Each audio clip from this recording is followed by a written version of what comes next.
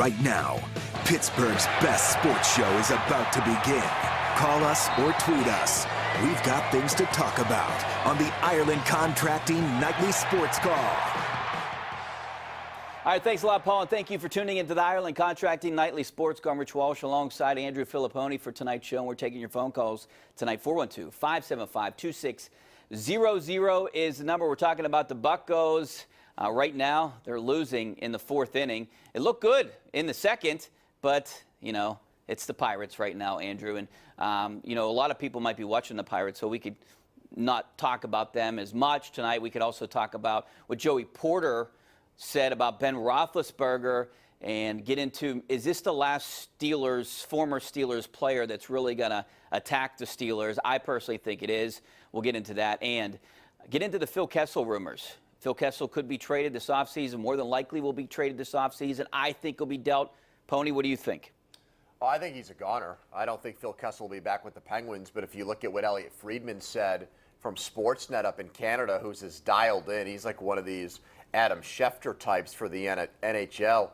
He says that, you know, Kessel is not going to make this easy on the Penguins, that he is going to make sure he gets traded to a team he really wants to play for. He bargained for that. He got it in his contract, and the Penguins have to work with him to find the right fit. They might get the best trade package from a team, and Kessel vetoes the deal because he doesn't want to play in a place like Winnipeg, Richie. So it could be very delicate now, and it could get very testy between these two, Phil Kessel and the Penguins. Oh, Minnesota is one of the teams that was rumored, right? That's the big rumor. Well, the rumor is he vetoed it. Is the rumor is that Kessel said, the heck with that. I don't want to go play with those guys. Where do you think he would want to go? Well, Josh Yohe joked on the Showdown last week, and that any place with a casino he'd be cool with. Yeah. But I think he wants a center that can get him the puck. I don't think it has to necessarily be a Stanley Cup contender. I don't think it has to be, you know, Boston or St. Louis to trade for him in the offseason. I think if he finds, like, for example, Buffalo, I'll just throw that name out there because you've got Jack Eichel, you've got Jason Botterill, who's the GM there, who was Jim Rutherford's top lieutenant, and they might lose Jeff Skinner in free agency. So even though Buffalo hasn't made the playoffs now in almost a decade, it's close to Toronto where Phil Kessel splits his time between there and South Florida. I could see Kessel taking a trade to the Sabres. I really could. I think they could use him too. That team is desperate for a Stanley Cup playoff run, and that's a team I think he could approve a trade to. But again, what are the Sabres going to offer Phil Kessel? My big thing with this trade, Richie, is this. They've got to get cap space, okay? Yeah. If they're not going to, they've got to get younger, and they've got to get cheaper. And so the thing I didn't like about the Minnesota trade was there are no cap savings. You got rid of Jack Johnson in the deal, but you were going to take on Victor Rask, who can't skate, who's got $12 million left on his contract, and plus Zucker makes $5.5 million. So you weren't getting any freedom there. No, you weren't getting any freedom, but out. you were getting a younger forward. Well, maybe right, not as Brian good. Rust is younger than Phil Kessel, and I wouldn't trade Phil Kessel. So straight you'd up be for fine Brian just Rust. getting both of those guys off the payroll. Who? Kessel and Johnson. Well, within reason. Like, this idea that Phil Kessel is somebody that is an untouchable in hockey, that is, you know, like has the bubonic plague, that you have to beg teams to take him off your hands. I don't understand that.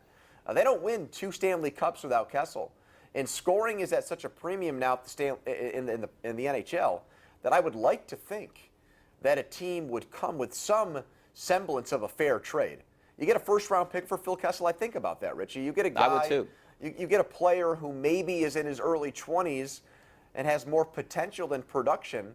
I'd rather take on that risk than take on somebody else's bad contract or take on somebody else's late 20s, early 30s underachieving player. Yeah, I definitely would do it for a first-round pick if they could get it, because then you're looking towards the future, but also getting rid of almost $7 million, 6-point-some million. And people say, well, that's rebuilding. Well, no, it's not, because you take $6.8 million off your books and you go try to sign somebody. Sign someone that might fit better. Yeah. All right, we're going to take a break. We're talking about Joey Porter's comments with Ben Roethlisberger and the Pirates. The opener was a disaster. What are they going to do on Monday? There's reports out there that Mitch Keller will be coming up and making his Major League debut on Monday in Cincinnati for the Pirates. So that's another interesting topic of conversation tonight. Give us a call. 412-575-2600 is the number.